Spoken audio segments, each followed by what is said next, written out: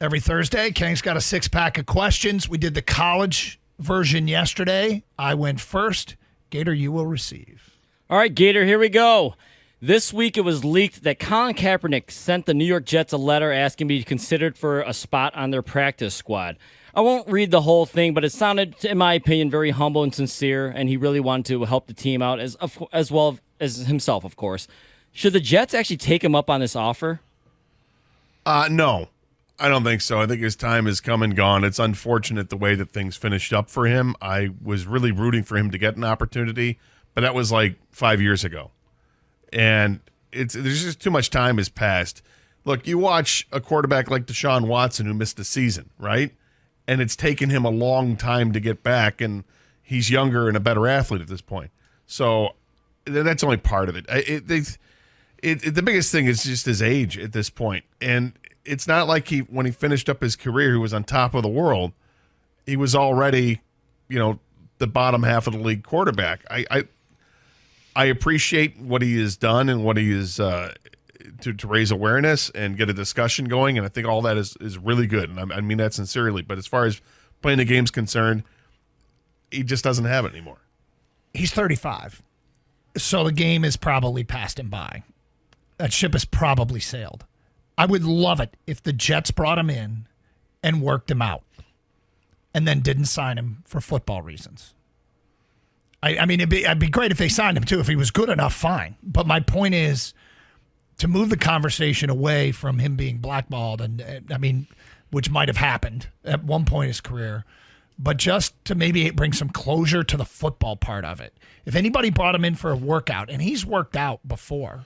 He worked out in Michigan last year. Yeah, during the spring game. But I, like you, respect that the man took a stance and really am potentially disgusted if he got blackballed. But as a guy who personally believed the owners and the league colluded against him, and I'm not saying there's real, that wasn't found or anything. That's just my personal opinion.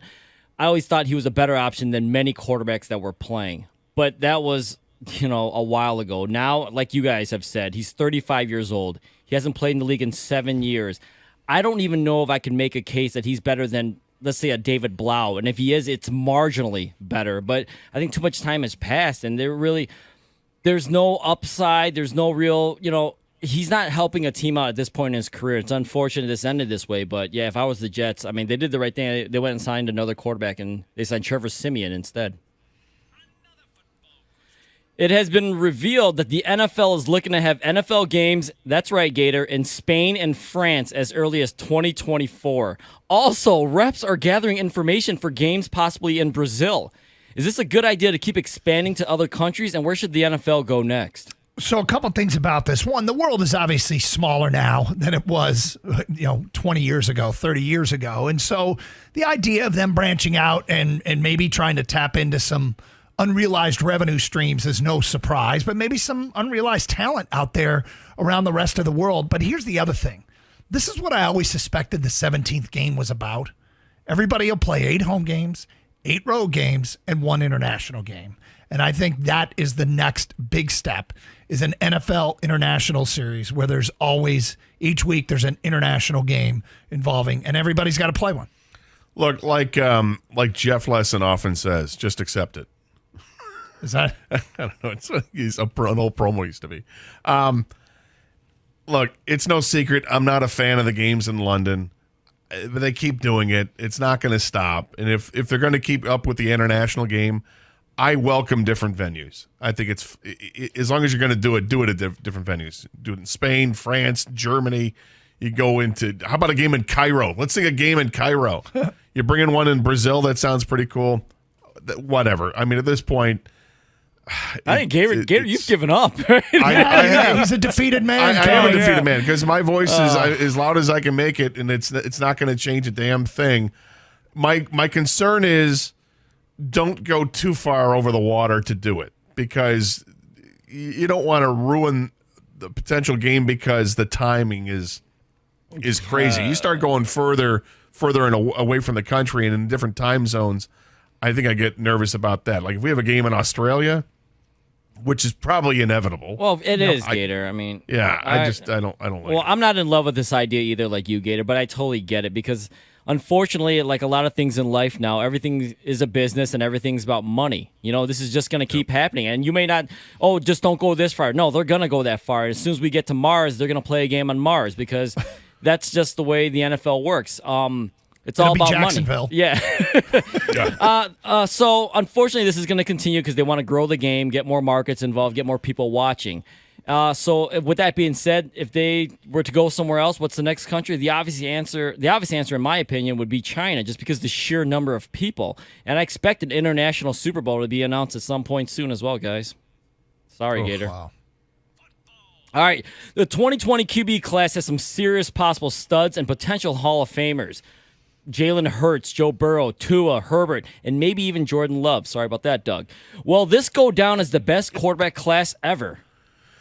I don't think so. The 83 class is the one that's always talked about. You had Dan Marino and Jim Kelly and John Elway, and I think there was at least one other. I think this group has potential. You got to get to multiple Super Bowls. Be nice to win a Super Bowl to put your name on that list, and to this point, none of those guys has won it, but they've got a couple that have already played there. And it looks like some others are off to great starts to their career, but it's so hard to project that, and injuries are a big part of it, and you just don't know. So until they prove otherwise, I'm going to stick with what was the big one in 83. I don't think this is a real question. I think Kang's just trolling me. That's all I think this is. Really? It's an effort to troll me. And the other three were Tony Eason, Ken O'Brien, and Todd Blackledge. Okay. In that 83 draft. That did not exactly pan out. And I will stick with the 83 guys. So it seems to be the question everyone's going to say is this better than the 1983 class, right?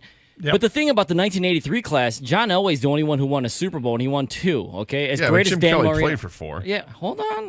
This is my turn to answer the question. Yeah, All right, 1983, like I said, only one quarterback won a Super Bowl, and he won 2 of them. 2004 was actually a really good year, too. They had 4 Super Bowls in that one between Eli and Ben Roethlisberger. I'm going to say no just because it's really hard to win Super Bowls. I think you have to ask yourself the question, is it just numbers or is it Super Bowl wins? Because 2012 was actually really underrated with Andrew Luck, RG3. There's a bunch of guys there. Obviously, Luck retired early. But I go back to Super Bowls. And I think 2004, like I said, with 4 Super Bowls, might even challenge 83. It's just too hard to win Super Bowls. So I'm going to say no because it's going to be cannibalism amongst the rest of the league.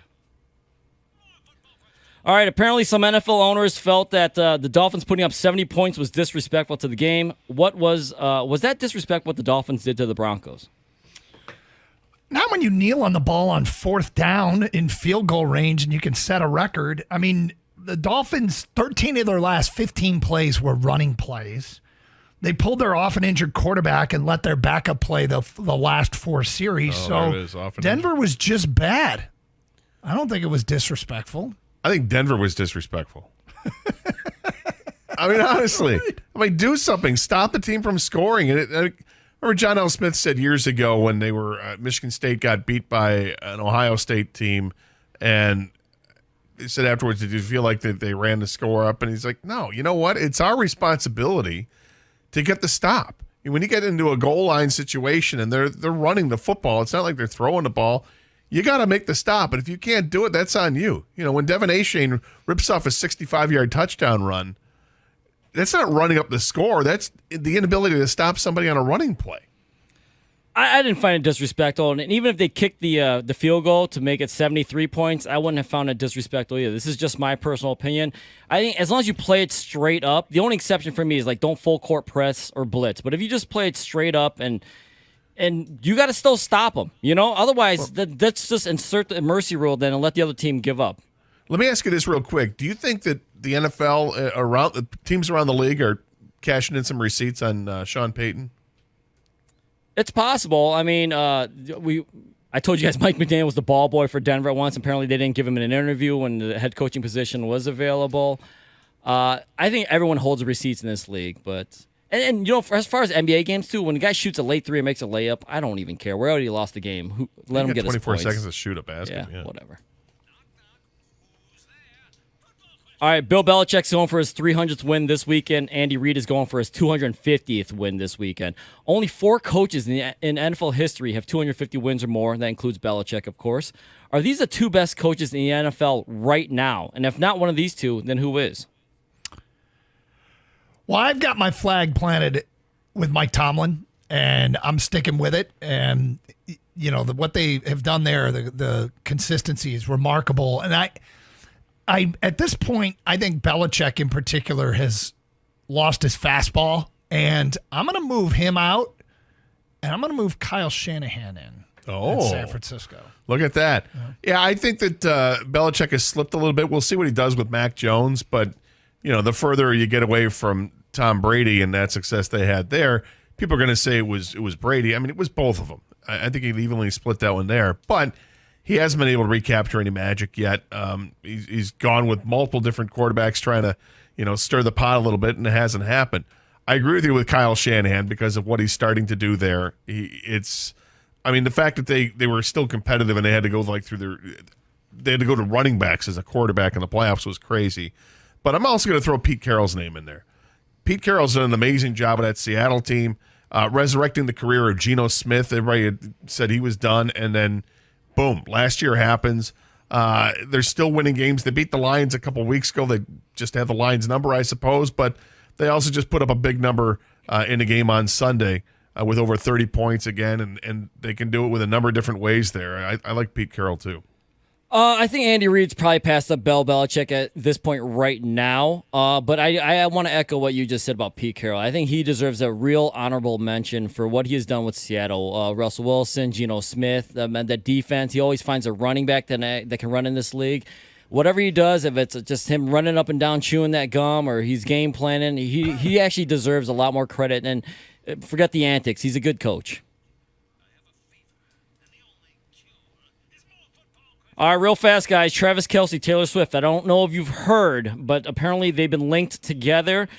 Swift is supposed to go to the game this weekend against the Jets, but Swift was watching the game in Kelce's suite next to his mom this past Sunday. Was it way too early to meet his mom? And what date should you introduce someone to someone that you're dating to your mom? I have no idea how long they've been dating. I think this is just all circumstantial. I mean, when you're Travis Kelce and you have access to his suite and you're a player and you're dating someone like this, why not? I don't care. Hey, yeah, my suite's my family. If you want to come up, you're more than welcome. If she's into it, that's cool. As far as introducing somebody, I don't know. After 5 dates, I don't know. We don't know how much time they spent together before it got out with the public, so it's hard to say if it's too early. But for me, the mom introduction comes more than a few exits down the road into a long drive. So if they just started dating, it might have been just the convenience. I'll go sit in the suite with my family. So I don't want to read too much into it, but I'm rooting for these kids. And I'm excited for Sunday night's game. Well, so's the NFL, Doug. Trust me. Nobody's happier than NBC. Yep, exactly. The ratings through the roof. Depends on if it's a casual, quick meet and greet. Then yeah, you can meet the girl you're dating or the guy you're dating can meet your mom or dad really quick. But if we're sitting here, it's a talking more than 1 hour dedicated time, 3 months at least. Other than that, wow. Yeah.